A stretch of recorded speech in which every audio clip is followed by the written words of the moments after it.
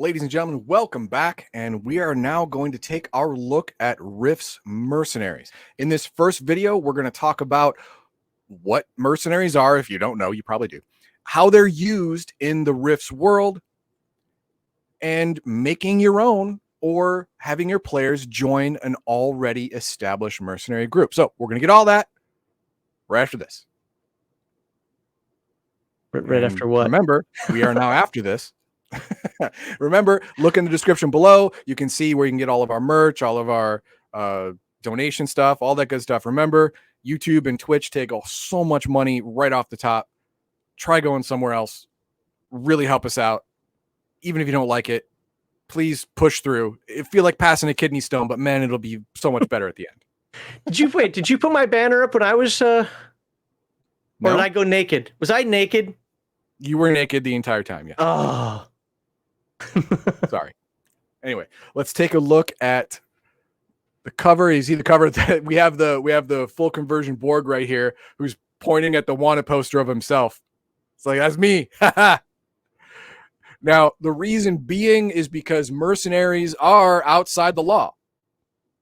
And if you are a mercenary hired to go against a city, state, or whatever, you are not a military unit. You are not, a full declaration of war, Geneva Convention type protected, if there were these things in Rifts. You are just a band of hooligans. That means you're now wanted by the law. That's how it works. So you're going to have to wrap your brain around that. Be easy with that, and then you can be a mercenary. So let's start off with what mercenaries are. Ooh, wow, that's really up. Mercenaries are soldiers for hire. Great. That's really all we need. There we go. No, there's more. End of this video. Thanks. Please like, subscribe, and share. Yeah, please like, subscribe. There you go. Yeah, it's fun. They fight for their pay rather than under forcible recruitment or the usual claims of patriotism, justice, politics, and high ideals. Mercenaries have existed since the appearance of organized armies and have played an important part in the wars of Earth for thousands of years. And after Rifts is no difference, okay? Now that you have city-states, warlord, dictatorships, stuff like that, you have a limited pool of civilians to draw an army from. Whether you draft or not, you're going to have a much more limited pool of available people of the right age range and physical characteristics to carry a gun and die in battle. So sometimes your fiefdom, your warlord hood, or your city state, or even a country has to hire mercenaries to pick up the slack if there is an all-out conflict or even a sizable one. That's where mercenaries come in. That's where you come in and you can get paid. Are you going to be respected by their standing military? Absolutely not, because you're getting paid much more money than they are, and everyone knows it. Their contract is for at least 2, 4, 6 years, whatever. Your contract is to survive this battle, get paid, go home, drink beer. That's what you do. They don't like you. Will they respect you? No. They won't respect you either. But if their commanding officer tells them don't mess with them, they probably won't mess with you too much. So bear that in mind. That's what being a mercenary is. You have a lot of freedom, but not a whole lot of credibility. Then we go into goals for specific mercenaries. Now, if you are creating a mercenary company that all of your PCs are a part of, then all the PCs decide during character generation what their mercenary company is all about. What do they want to do? How do they want to do it? Now, obviously, the first answer is we want to make money by killing folk, because that's what mercs do. So that's number one. Number two is, how are you going to do that? What kind of mercenary outfit are you? The smaller mercenary outfits have to specialize. They must. Are you covert infiltration? Are you spies? Are you ambush, small arms tactics type thing? Are you flat out, military kill the enemy on the battlefield type guys. Are you infiltrate and plant the nuke guys? Exactly, right? Are you infiltration? Do you spy, or do you sabotage? What do you do? Decide what you want to do and have your mercenary company do that. The only time where you can have a mercenary company that does all of these things is when they're huge. And that brings us to the other question you can ask your players, or your players ask themselves. Instead of making your own mercenary company, which is a bunch of headache, you are responsible for everyone under your charge, making sure they get fed, watered, and paid, or else they'll leave. Or do you want to join an established mercenary group? Number one, you get that the logistics are now not on your shoulders. You're no longer required to worry about paying people, feeding people, replenishing bullets and ammo, stuff like that. You're no longer required to do that, but you have less control of the missions that you go on. Now, if you want to specialize as a party, great. You specialize as infiltration, you specialize as ambush, you specialize as sabotage, then most likely all of the missions that the mercenary company will give you will lean toward that area. Play to your strengths. That's what they do. Mercenary companies don't care about fair play. They only care about winning. So if you send an infiltration group that specializes in infiltration on the straight up battlefield, that is a poor management of people. You're not going to do well in that situation. So they won't do that. The mercenary companies won't do that. That's also something about a mercenary company a lot of people don't consider, is that if you are an army and you lose, you regroup and fight again. Mercenary companies don't survive many losses, whether obviously for personnel, that's the easy one, but nobody hires mercenaries that lose and can't complete the mission. Yes. Your reputation is key. If you lose and you don't give the money back, or you don't make some kind of reparations so the customer is happy, the customer is going to badmouth you and your prospects dry up. You don't get paid, you don't get food, you don't get bullets, and everyone leaves. And they do not put your mercenary company on their resume. That's what happens. What else we have? And then we have designing your own mercenary companies. There is... I'm not going to go through it completely because it's a pretty long process. There's a whole bunch of factors that you can do to create your own mercenary company. If all of your PCs agree that they want to be in their own mercenary company, we want to be the Red Bandoliers. Okay, well, you can be the Red Bandoliers. Step one, size and orientation. How big is your unit and what do they do?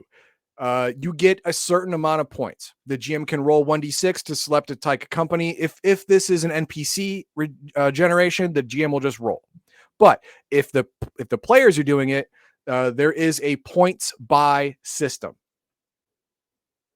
So you have a certain number of points and you put them into size and orientation. Small company or squad, minor company, free company, large mercenary army. Step 2, company features. Are you sponsored or not? Do you have a sponsor, some kind of larger organization or country or whatever that is backing you? And the higher you pay in this, the more legitimacy you have, the more bonuses you could get to bartering because you have this big entity backing you, stuff like that. What else do we have? Ooh, we got a partial conversion Borg lady. She's nice. What else do we have? Outfits, uniforms. Do you have uniforms or not? You're going to want some kind of uniform just to so people know you're with him, right? Some kind of uniform. My uniform says I'm with stupid. Yeah, I'm with stupid. Equipment. Do you have no gear? Bring your own gear. BYOG. Bring your own gear to this mercenary company. For starting out, this is fine. If you're starting out a brand new mercenary company, this is fine. But if you're trying to make an established company or joining an established company, if they say, "Oh, you got to bring your own gear," you bring yourself to the next mercenary company. Don't do that, which means they're poor. Cheap gear, electronic supplies, good gear, medical equipment, medical clinic, magical technologies, high-tech augmentation, like Does this mercenary company have access to their own biodoc where he can make you a crazy or a juicer or a Borg or whatever? The higher end places can do that for you. Wait, and I'm not asking for pedantry. I'm asking because I might be mistaken. Can you do crazy modifications? I thought you had to go to like South America or something for that. No. I mean, remember, this is a mercenary. In the CS and a lot of other city states and countries in North America, juicer and early on, juicer and crazy augmentation is frowned upon or flat out illegal. But this is a mercenary company. They hired their own equipment. They have their own medical facilities. They have their own dock. I guess I was under the mistaken belief that I thought that all that was done in South America, and then you went down there for it and came back. Okay, maybe I'm. I mean, even in the old main book, the early '90s book, you could get a juicer or crazy augmentation in the Chicago burbs. It'll be a black market thing because it's illegal, but you could still get it done. Vehicles. None, basic transportation, specialty vehicles, unlimited vehicles, combat cars, all this stuff you buy with points. Weapons, armor, and bots. None, basic weaponry, advanced weaponry, extensive weaponry, maximum firepower. Unit is so well armed, soldier by soldier, as any outfit on the planet. Weapons of all kinds, including explosives, heavy and special weapons, are available. There is even limited availability of magic and techno wizard items. 60% of soldiers are issued a suit of good quality power armor and heavy weapons. Plus, there is a robot vehicle or 2 tanks for every 5 line soldiers. That is a well-equipped standing army. You're going to make a lot of money. You're going to make a lot of money. Communications. This is your communications. So this will help or hinder you in breaking up your group into separate teams. Communication is key to figure out, to pass on information that you've discovered, to figure out breaks in supply lines of the enemy, stuff like that. The better communication you have, the more spread out you can be and still be effective. Internal security. This is internal security. I don't know what to tell you, man. Is it none, lax, tight? There's going to be bonuses and detriments to all these things. For the internal security, no internal security means that, anyone can get in because not only do people not care, but there's no background checks. Anyone can come in and become part of it, but everything has to be watched like a hawk. All of your stuff has to be watched by you. No one's going to watch it. People are going to steal it. Then you have the super tight security where everyone has a thorough background check before they're allowed in, which weeds out the potential sociopaths and troublemakers, and sociopaths are a problem. I'll get to that in another video. You have to badge into every room. Boop. Yeah. You have to put a badge, comm badge in every room to open any doors, stuff like that. That's the hassle. But all of your stuff is secure. If you put your stuff in the armory, your stuff's going to be there tomorrow. No one's going to steal it. Permanent bases. Now, do you have a home base or not? Small mercenary companies may not even have a home base. Larger mercenary companies have to have a home base. You have to have some place where you can work on all your robot armor and your APCs and your power armor, stuff like that. You have to work. You have to have an ability to work on that. And then the more people you have, the more administrative demands that you have. You're going to need dedicated buildings to do these things. Then we have intelligence resources. These are types of intelligence gathering methods and systems available to mercenary company. We have none. You get what you can get. How many points do you start? I didn't see at the beginning where it said how many points. I didn't go over it because the game master decides how many points you start out with, depending on the maximum power of your mercenary company. He wants to start you out. What's a rough number for a small? Probably for a small one, between 50 and 100. For an average one, probably 350 to 400. For a very large one, above 500. Okay. Special military operatives, psionic and magic operatives, DB specialists, infiltration network. You have a spy network. You can buy it. General alignment of personnel. A majority, 80% of the company's personnel fall into this category. Player characters and specific NPCs may be the exception. Evil, Wow. anarchist, Evil. Well, yeah, you're mercs, okay? You're not fighting for some great justice or great moral code. You're fighting for money. This attracts a certain type of person. It doesn't attract paladins. Doesn't do that. It attracts the lower moral strata of folk. Criminal activity. Mercenaries often have a reputation for engaging in banditry. When times are lean, a job is a job, whether it's legit or not. And how do you do this? Well, you have a con man, you have prostitution, you have cyber dock services, gang of robbers, smugglers and sellers of contraband, expert assassins, psychic enforcers, special force killers, safe crackers and locksmiths, and forgers. This is when, you need money, you need to do a job. What level of underhanded crap can you do? This is it. Reputation and credentials. Okay, this is your rep. Fine. Hunted, that's not good. But you failed, and your former employer is looking for you. People think you're scoundrels. You're unknown. You're known. You have an excellent reputation, and that's it. The best you can do is excellent reputation. The company has a reputation for being reliable, efficient, and lethal. This reputation is likely. That means that the company has rarely lost an engagement, are excellent fighters, rarely fail at their assigned tasks, and may be known for some heroic, impressive, or daring feats. Now, if you want to start off smart, you probably want to start off unknown. Sure, getting a job is going to be a little harder because you have no references, but there's also no stigma attached to you, whether good or bad. So you have time to find your footing. And salary. How much are you going to pay the people under you? The more you do this, the more money you have to make to maintain everyone's lifestyle. But if you go low, you're not going to attract quality personnel. Again, it's 6 of one, half dozen the other type thing. You're in a problem either way. If you go low, you give Heathen Dog, what was that? Plastic, what was that name of that item? That fusion bomb or whatever that you set off? Yeah, fusion bomb. And he'll just walk in there and set it off. There you go. But then you're not going to be able to give me another one, right? That was one and done. You put it on the back of the truck. I'm talking about the beep, beep, beep. There you go. Or freelance, pittance salary, good salary, excellent salary, outrageous salary.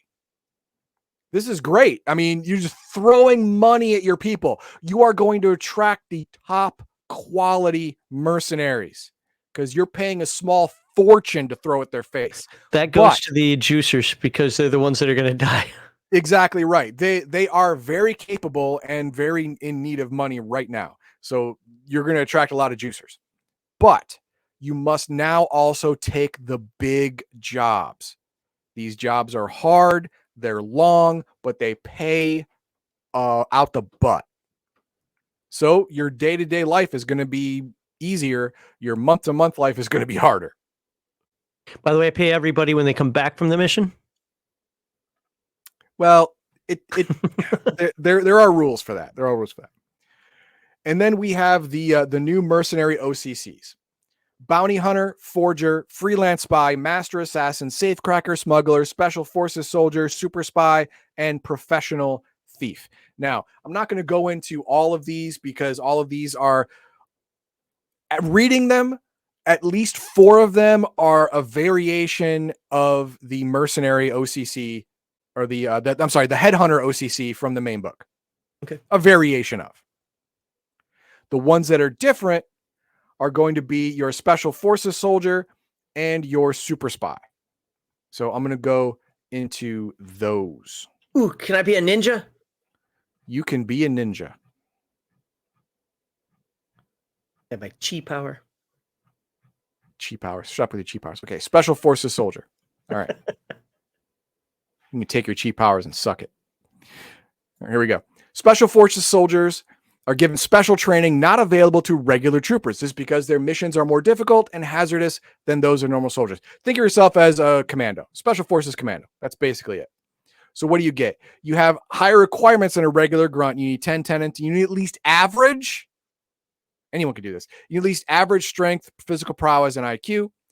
You get a +2 on initiative, +2 to roll with impact fall, and +2 to pull punch. That's because of your vigorous special forces training. And then you get these OCC skills, which are normal: pilot robot power armor, pilot robot combat elite, pilot tank, weapon systems, read sensor equipment, literacy, choice of one, computer operation, radio basic intelligence, energy rifle, energy pistol, hand-to-hand expert, and can be changed to martial arts for one other skill. The other skills, this is all normal stuff. Standard equipment. Let's look at standard equipment. A suit of personalized light or heavy mega damage armor. It says light or heavy. Why would I want to pick light? I'd always want to pick heavy. No, it depends on what kind of commando you are. Are you an infiltration commando? Are you a surprise attack type commando? Well, then you'd want light. You'd want mobility. You'd want flexibility. You'd want to be asymmetrical in the battlefield. But if you are the kind of commando that is dropped in out of a drop ship, you land in the middle and kill everyone, then you're going to want the heavy armor and the heavy weapons. So for the record, for people who don't know, most people watching this probably do though. The heavier armors actually give you penalties to prowl and sometimes some other skill. That is why you need the mobility. Light armor and up gives very little or no detriment to movement, swimming, climbing, or very importantly, prowling and sneaking.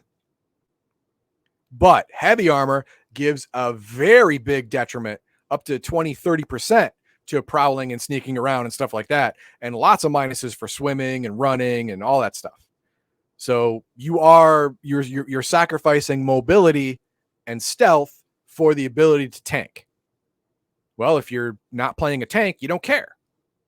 Take the mobility. And you can have up to 1d6 cybernetic implants of your choice, including black market items. That's different than a lot of the base OCCs. They usually can't start off with black market implants. You have to buy them in game, get your money, get your stuff. But because you're in a mercenary company and they live in the gray, that's where they live, then you can get some black market items to start right away. Then there's the super spy. Is the same basic type of character as the freelance spy, but he or she has an edge. This edge may be magical, cybernetic, or psionic. So your attributes are 11, 10, and 12, a little bit above average. And you have spy stuff, cryptography. You can read and write two language. You can read and write one.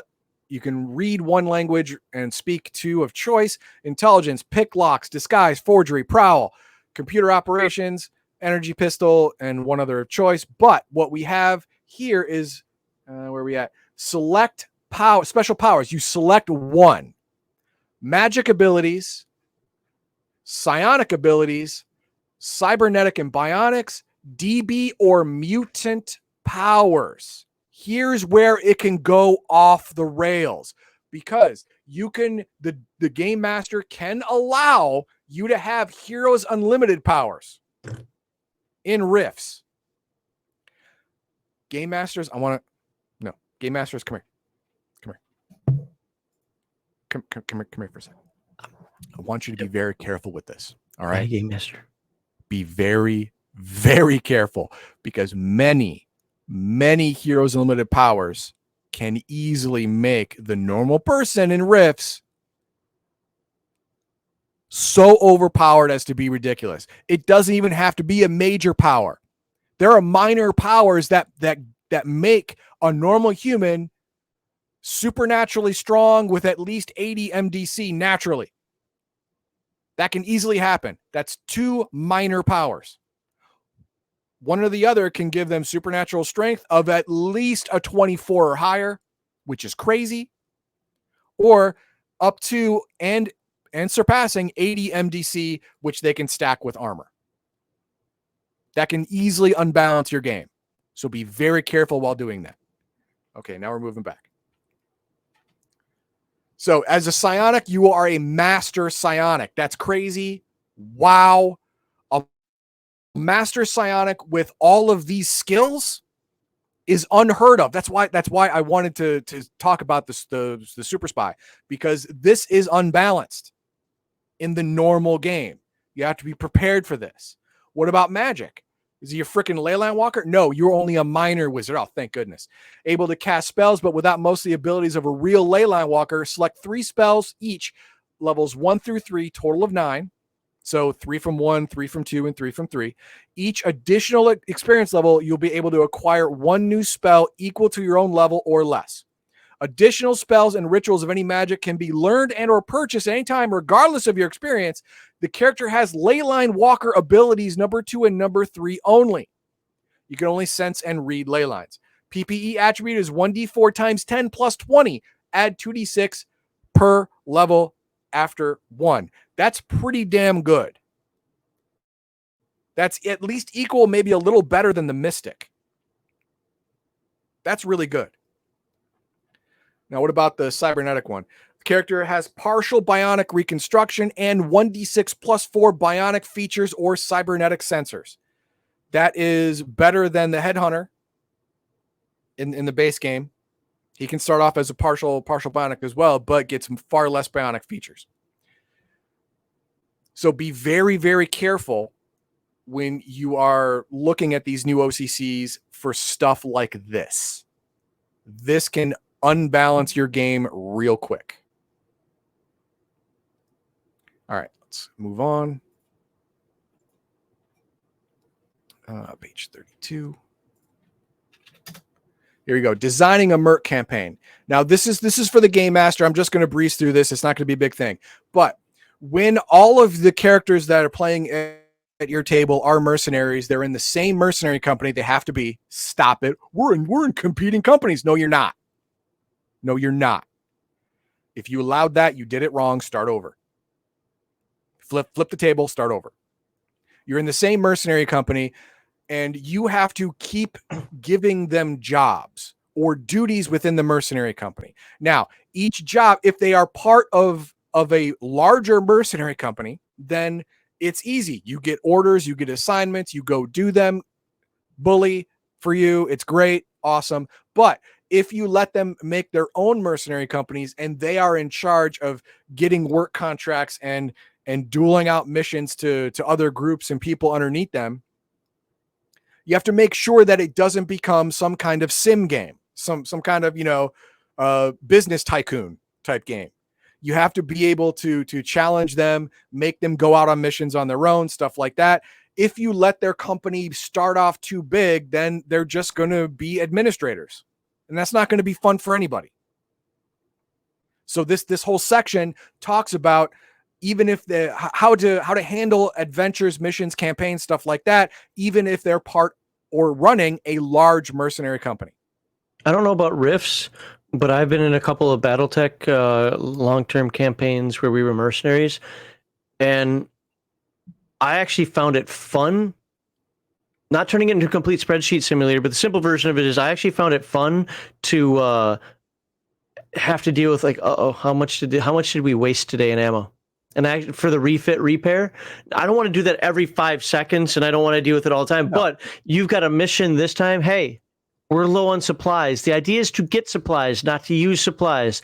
Don't go running and gunning on everything unless you know you can recover that. Otherwise, you're just defeating the purpose of risking your life right now. Having that kind of mission can be absolutely fun. Yes, it can be, but you don't want your player characters to keep worrying about that every single engagement. The bullets to beans ratio. You don't want that to happen every single engagement. I definitely don't. I hate spreadsheet simulator games. I hate them. Exactly. So this whole section is navigating that to make sure the players feel the logistical pressure of running their own company, but also can have fun being part of their own company. I'm sure that makes sense. But that is the basics of this book.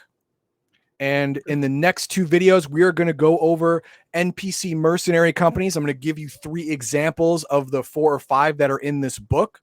And then in the 3rd video, we are going to look at new and old equipment that is introduced in this book that you can use in your campaign, and some of it is pretty fun and novel, and I think makes perfect sense in the world of Rifts. So, what do we have for our chat? So as everything says, this book finally gives stats for sandbags. Hey, that's I want those stats. Hidden in the adventure. Yeah, obviously, I don't. Max and I don't go over adventures that are in the book because that would ruin it for all the people who would want to play it. But yes, it gives stats for sandbags. You know, how much damage can they absorb before they fail, stuff like that.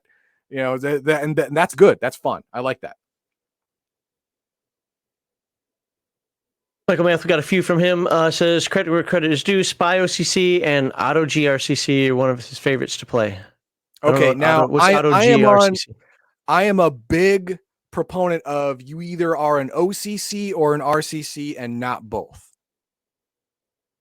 I am big on that. You're either a juicer or a dragon. You're not both. You're either a crazy or a burster. You're not both. When you start mixing OCCs and RCCs, you get the wrong combination and your whole gameplay is screwed up. So I don't allow that in my game. And anyone who does, be very careful how it works. Be very careful of the synergies between RCCs and OCCs to make sure that you can still control that character if you need to. All right, what do we have? This one right here. Fact check, please, because wow, force field power, and Heroes Unlimited lets the player create 20,000 mega damage capacity force fields instantly and constantly. What? Okay, now number one, here's a fact check false.